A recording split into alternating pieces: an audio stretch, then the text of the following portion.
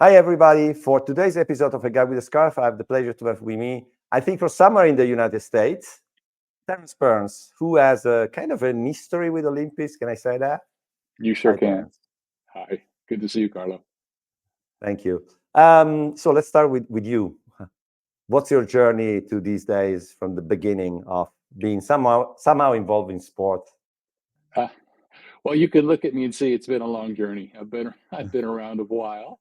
I started my Olympic journey with Delta Airlines over 30 years Oh, ago, managing wow. their sponsorship for the Atlanta Olympic Games. And I'd spent 15 years at Delta and loved the airline industry and loved that company. But when I got involved with the Olympic sponsorship, I fell in love with the Olympics. And it's interesting when I say this, not necessarily just the sport piece, although I enjoy the Olympic Games and the incredible sport. I fell in love with the philosophy of it and the values and the ethos around Olympism.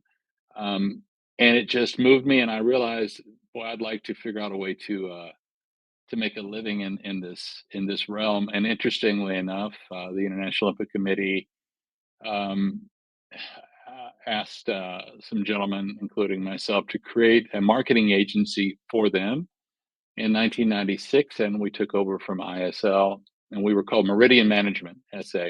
And the Yeah. IOC Foundation owned 25% of our company. And we managed the IOC top program. We were basically the IOC marketing agency outsourced for 8 years. Hmm. And I did that for about five, and then realized I wanted to be an entrepreneur and try to um, see if I could do it, to be honest with you, be a consultant. And I left right after the Sydney Games. So right at the beginning of 2001, I left Hmm. and went out on my own. And that's kind of been the story. I got involved with Olympic bids. I think I've worked on 14 Olympic bids, six of which have been successful. A couple of World And Cup sorry, bids, can I etc. stop you there? Can I stop Yeah, you there? And correct me if I'm wrong, but there's a rule that if you do that, you cannot do a lot of other stuff, correct? You cannot be a provider of the IOC, et cetera, et cetera. So if that's you're correct. involved in a Yeah. bid, it prevents you to do a lot of other stuff in the Olympic It's not a lot ecosystem. of other stuff. You certainly can't work for other competitive bids, obviously, because of Yeah, conflict. But yes, if you are working for an Olympic bid, it precludes you from doing work directly with the IOC, exactly, and exactly. Yeah, and and that makes perfect sense.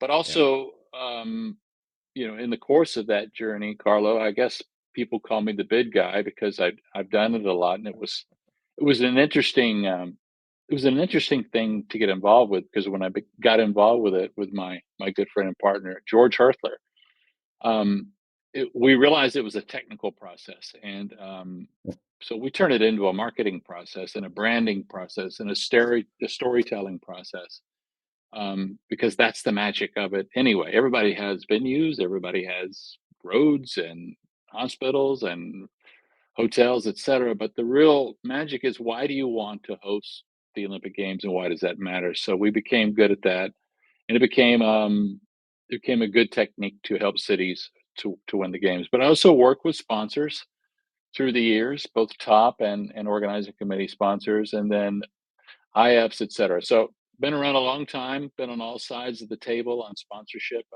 as a sponsor, of course, and then with International Olympic Committee representing them, selling and servicing top deals, and then also as a consultant to brands like Allianz and Samsung. So it's fair to say that the world has changed a lot. It's funny that I worked for 35 years at Delta Tri and started my Olympic journey in 2008 with NBCOlympics.com. And I think I wrote an article right after Beijing that said, after a long career in sports, working with, I don't know, Formula One, UEFA, FIFA, and everybody, there's nothing like the Olympics. Maybe for me, it's more, the fun engagement side, the creating a story for the fans. So I come from a different angle, but the fact that there's nothing like the Olympics seems to resonate in and have so many different meanings to different people, I guess. That's Well, the that's the impression. but that's the beauty of it, isn't it? Because I'm also a college instructor, an adjunct professor Ah, at Emory University, where I went to school in Atlanta, and I do some lecturing at various universities. I actually have a presentation, takes about an hour, about the Olympic brand. And the first question I ask students is, how many people think the Olympics are about sports? And they all raise their hand. And I said, that's your first wrong answer. And I'm gonna ask the question again in 1 hour. And I ask it again an hour later, and nobody raises their hand. And that really is the beauty of it. It is certainly founded and based in sport. That's the vehicle. But the magic of the Olympics is it takes us to this place where this set of universal values exist. And I think it's the last thing, frankly, the best and last thing that we do as a species on a global basis that people love and admire and respect. So you're absolutely right. It means a lot of things to a lot of people. When I was at the IOC, we did global research, first ever, on the Olympic brand, and we were able to do pretty deep dive in focus groups on what do the Olympics really mean to you as a person. And once you get past the kind of obvious things that are equities and values around sports competition, which are important, once you get into what the Olympics really mean to people, you get into things like hope, the word joy. These things are embedded in this brand, unlike any other sports brand on the planet. And Carlo, the other thing I would say when I work with Olympic sponsors or companies who aspire to be an Olympic sponsor, I'm very passionate about this. I tell them you are not buying a sports sponsorship. This is not the NFL or Premier League or Formula One or anything. You've never done anything like this. This is an investment in humanity. It truly, truly is. And you need to understand how to link your brand to those Mm, mm, mm, values mm, that people mm, love. And I can tell you what those values are. And you see some sponsors get it right, but a lot of them still don't. mm, mm, mm, mm, mm. Yeah, it's a different kind. So I was saying at the beginning, it's clearly the last, if not the 30, even 20 years or 10 years, the world is a different place. And I'm talking, I don't want to go into, unfortunately, geopolitics and even, which is also true, but more in terms of relation with the fans, athletes, Mm-hmm. uh, social, mobile, all the revolutions, streaming that have come into play make it, I think, a different thing for athletes, for fans, for federation, for NOCs, for IUC, for everybody. How do you see this transformation happen? Do you still see, okay, it's basically the same thing, the tools around it are a bit different, or there has been a transformation? Mostly through technology. You may disagree, but obviously I come from technology, so I'm Yeah. biased. No, I think technology has made a huge difference in the operational mechanics of hosting the games, in the operational mechanics of marketing and promoting the games, both for the Olympic parties, i.e., OCOGs and the IOC itself, and for Olympic sponsors and other commercial partners. So, technically and functionally, it's made a huge difference. Um, I think the biggest change that's happening to me is on the marketing side is how TV is still king, obviously, Carlo, and it's going to remain king for a long time. But that's changing, and I think for a long time, maybe the traditional TV partners were nervous about streaming and online, alternatives. If anything, I think they have helped the traditional broadcast TV, and I think they've complemented it. But now you have thousands of young athletes at the games. All of them are incredibly facile and technical savvy, and they've grown up with a phone in their hand, and they know how to use it. And the interesting thing is, to me, they are all their own media companies now. They have their own Yeah, following, thousands and sometimes millions, sometimes more than the organizing committee itself. yeah, So I yeah. think the opportunity, and I don't think it's a challenge. I don't think it's a threat. I think it's a huge opportunity. How do the Olympic bodies coordinate and inculcate all of that? The power of the athlete and their voice now is greater than it's ever been. and it's only going to be greater tomorrow and the next day and the next day and the next day. So I think you're seeing a lot more creative, aggressive promotional opportunities happening. You mentioned Giannis earlier from OBS and Yeah. everybody else at the IOC. I think it's a great time.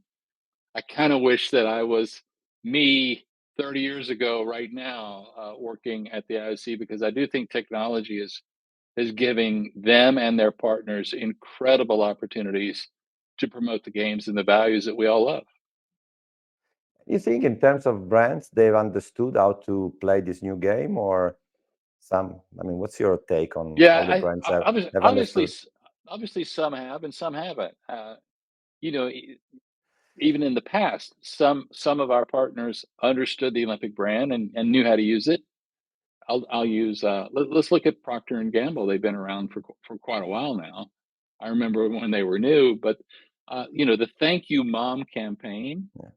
was a brilliant campaign because it wasn't about Procter and Gamble. It was about the values that we love. Now, if you read what I read, Procter and Gamble are making a subtle, maybe not so subtle shift in Paris, and they're going to be more brand focused. They're going to talk more about the P&G brand. They're going to talk more about their products that they sell, and less maybe on a pure values driven platform that they've done in the past.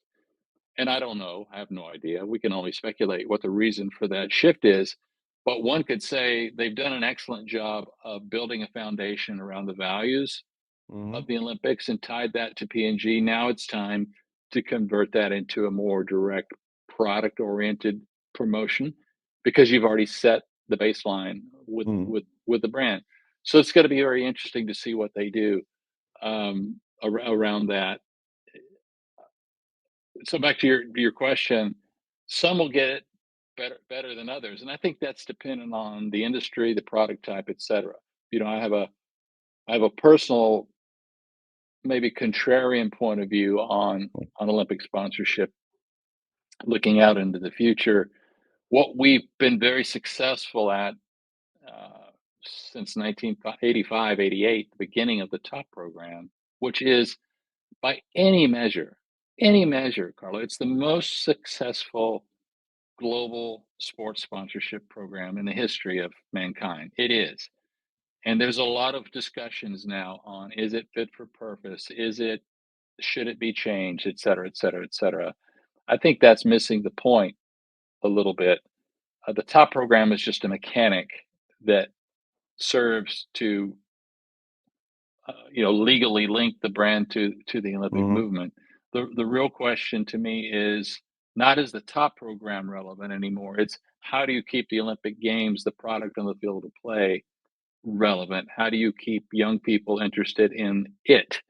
Um, it's not really the top program. That's just a thing. It's the Olympic move, the games themselves, and the product on the field of Hmm. play that truthfully matters. So my point on sponsorship, I think we did a great job, and it was useful and powerful to introduce this idea of product category exclusivity, right?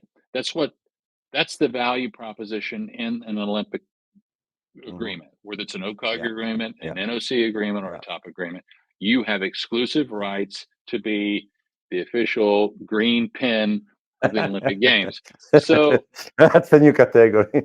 yeah, but what has happened over time as the movement has pushed forward to generate more and more revenue, you've sliced the categories thinner and thinner and thinner and thinner.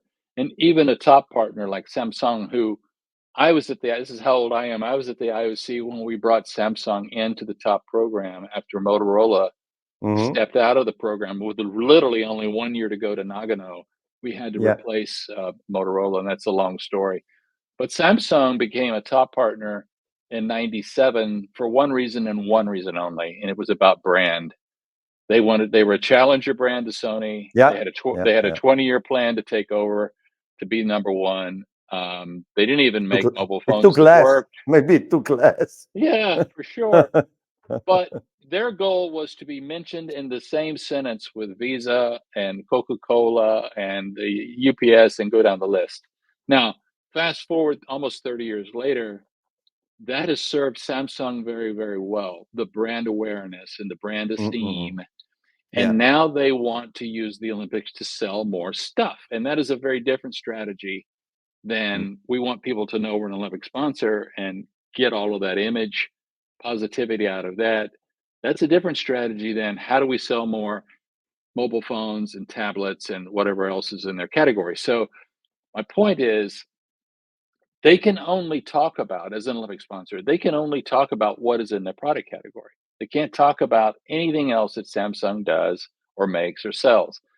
And my personal opinion is I think we reached the point of diminishing returns on that Mm. Mm. because often, and I had to do it too even years ago, often you have to say no instead of yes. So maybe in the future, sports will gravitate toward programmatic relationships, i.e., let me give you an example. I've always been an advocate or a proponent that the volunteers in the Olympic Games are a Mhm. very powerful and beautiful and magnificent component of the games, but no one really talks about. And So, very complex to manage. I've oh, studied the solution behind it. It's of very complex to course, manage. very complex, but what a Ah, beautiful thing. absolutely. 30, 40,000 people doing this just out of the No, goodness it's of a their tough heart. job. If you are a bit with them, and I've spent a lot of time with them, it's a tough Yes, job. It's not an easy one. very tough. So why couldn't you have a commercial partner who supports that program?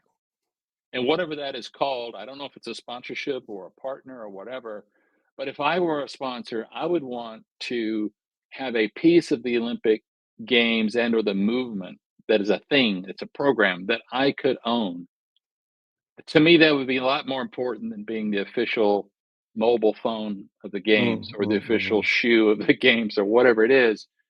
I think it's much more meaningful and you've got a lot more connectivity with consumers if you're doing something around the delivery of the games or with athletes, et cetera. So maybe in the future, you're going to see maybe sponsorship shift slightly away from exclusivity around a thinly defined product category into a more embracing relationship around programs that help make the games happen.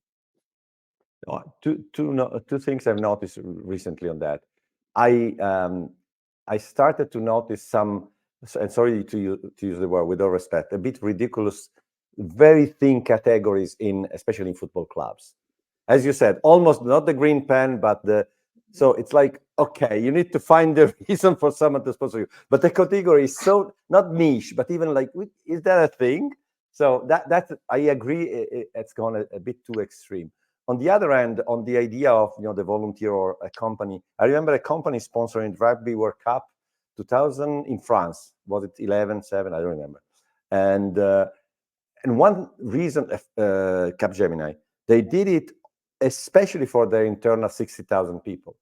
A lot of them were volunteer at the game, so the company agreed a certain level of, and so a big brand, maybe the IOC should say 10% of the volunteers should come from your company or something like that. It can be even deeper than just putting your name, bigger involvement for your company, staff, and people, etc. So, 100% at Delta for the Atlanta games, we did just that. okay, yeah, We especially for service brands like a bank or a service brand like an airline, uh, focusing on the your internal audience, i.e., your employees, is golden. And if I had to do it over again, if it were me 30 years ago, I would spend twice as much or three times as much effort on our employees as we did. Although we did do a fair amount in our program around employees, and it was fairly new back then, believe it or not, because we understood that it didn't matter what our tagline was or how great our advertising was. If you have a bad experience with a flight attendant or a gate agent, yeah, uh, that that that reflects on your brand. Those people really are your brand ambassadors. So absolutely, what yeah. we did was we incentivized and motivated the internal Delta Airlines employee base through a series of very different programs for each division in within Delta. But we let people run with the Olympic torch, nominate each other to run with the torch. We had, I think, 100 or maybe it's 150 slots. I can't remember. Uh, We even had programs where the best of the best of the best of the best got to go to the Olympic Games and sit with our most important customers and guests. So we were awarding, 3 to 4 day packages to the Olympic Games just for our star employees. And that was such a magical, magical thing to do. And the response from the employee base after those games, and I left actually the day after closing ceremonies, I left and then joined the IOC. But I was privy to the surveys that we did after those games. The employee satisfaction and pride, for lack of a better word, was through the roof. It Mm, meant more to Delta employees than anything they'd ever done as a company. And now, as you know, Delta went on to sponsor Salt Lake 2002, and now they're sponsoring LA 2028. So I think that piece, some sponsors forget, and I'm glad you brought it up, Carlos. Some sponsors do forget that an incredible target audience for their brands should be their employees, mm, and mm, nothing works mm, better than the Olympics for that. mm, mm, mm. And so, as you mentioned, give me a quick snapshot of what you expect in Paris and what you expect in LA. Paris is, I think everybody's hopes and dreams are riding on an incredibly powerful and exciting games in Paris. I think it's, I think it's fair to say that when the Olympic Games take place in a city, a global precious gem like Paris, um, it helps. It helps the brand. Um, you know, used to live in Atlanta. I lived there for 50 years. I worked for Delta in Atlanta. In Atlanta, I had the unfortunate place in history to fall between Barcelona and Sydney, two of the greatest, most beautiful cities on the planet. And by definition, you do get a lot of halo effect from the host city. So Paris is really important because the last decade has been a tough decade for the movement in many ways, and for the games.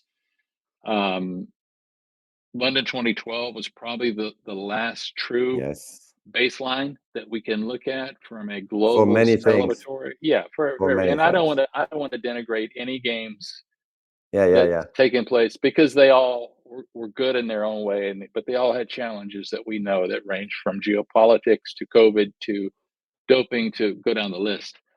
yeah, So this is a big, again, coming out party, I think, for the new modern Olympic brand. I think Paris is the absolute perfect stage for it. Now, I worked for LA 2028, as you may or may not know, for 2 years. I was their chief marketing officer at one. yeah, I was an external consultant, but I also had an external title, internal title, excuse me. So we competed against Paris uh, for 24, as you recall. That's all it was yeah, about for about the first yeah, year.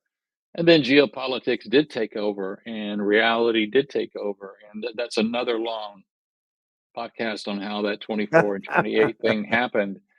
But the IOC were wise to do it. And I think they set a standard actually that began, as you remember, in the FIFA Dual Award in yeah, 2010. yeah, yeah, I did the Russia bid, so for 2018 and then Qatar 2022. That started kind of a kind of a thing in sports where I think rights holders said, do we really want to say no to two great bids?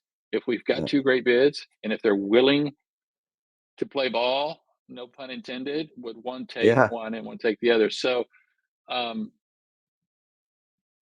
LA and Paris were vying for 24. Both had great value propositions. When the split happened, LA was in the enviable position to tell the Olympic movement, guys, we'll take either one.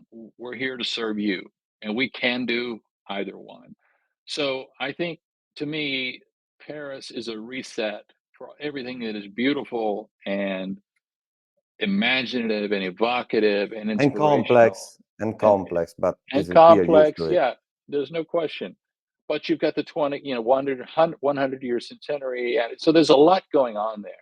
Yeah, And then I think if you look forward to LA, you're going to see a very different approach to it, a very evocative and provocative approach to it, because the games in the United States have zero.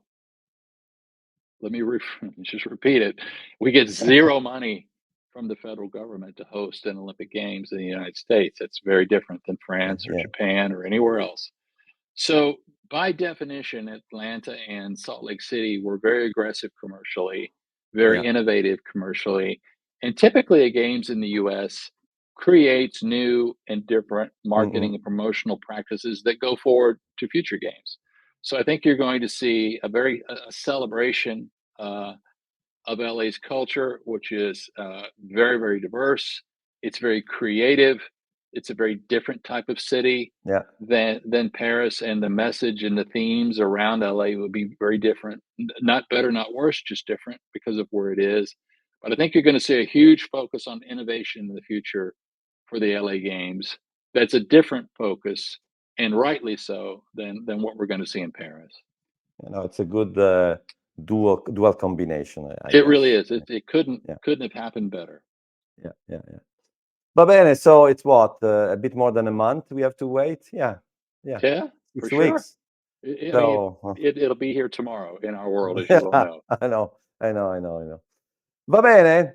So I think it has been a very nice talk, and all the people that work in any capacity in the Olympics will be fascinated to hear this, hopefully, to this time. So thank you, Terrence, for your contribution. And maybe let's do I don't know, in 1 year or in 6 months, let's do a debrief of Paris together, maybe But we from should a do different that. angle. We should do that. I assume you'll be there. But to be honest, not planned. But someone told me, "Oh, you're not coming," so I need to. But August 1st, I go to Naxos in Greece for a month, and I need Ah, to find a way to watch the Olympics from there. Maybe I have yeah. some Greek friends who should know where I can watch it. One thing that, sorry, I forgot to say. There's one thing that I don't remember if Gary Zenker from NBC reported a quote from Dick Ebersol, or I remember in that NBC time they told me, you know, telling the story of the Olympic is about a flag, a hero, and a story. And to these days, even if everything, as we said, social and athletes, I think it's still kind of valid. No, it's a I flag. Okay, Italians are winning European games like crazy these days in Italy. I'm very surprised in athletics. Um, a, a hero, clearly. We had Michael Phelps, we had Usain Bolt, we had sure. these obvious heroes, if you want, and a story. The skateboarder, do blah blah blah blah blah. I still think storytelling is there. I haven't seen any innovation in that, to be honest, but maybe The, I'm wrong. the, there's no question that that's the secret of the games, and I'll give you a little piece of research. When I went all over the world to 10 countries, 20 focus groups, one of the questions we would ask is, "What is your favorite Olympic moment?" And overwhelmingly, a person would mention an athlete, probably not from their own country, in a sport that they may or may not have even understood or known existed. And most interestingly, that story wasn't about winning. It was Hmm. about struggling. It could have been about failing. It could have been about falling down, but it was never, hardly ever about winning. The only places that winning matters It's the was US. was the US, China, and Russia. Yes, Everywhere else in yes, the world, yes, it was about the yes. joy of the competition, etc. So you're spot on. Dick was spot on. Whoever said that Yeah, is spot on, and that is the beauty and the power of the Olympic Games. A, they're so rare. B, the stories yeah, that happen are magnificently poignant to us because these are kids out there who may never make another penny from being the best yeah, pole vaulter in the yeah, world, and yeah, that's quite yeah, different than the dream team. yeah, With all due respect, that's quite different from NHL players. yeah. With all due respect, or even flag football players will be NFL players. Those people make millions of dollars a year. So you're watching a kid who's worked his or her entire life for 3 minutes, a shot at Olympic eternal glory, which is a medal, and it may Yeah, take 3 minutes out of their life to win it. yeah, I know. But they probably will not ride a career wave off of the earnings off of that. So to me, it makes it very special. Yeah, that's very powerful. So, perfect ending. Grazie, Terence. Prego, prego. Good to see you. Ciao. Ciao, amigo.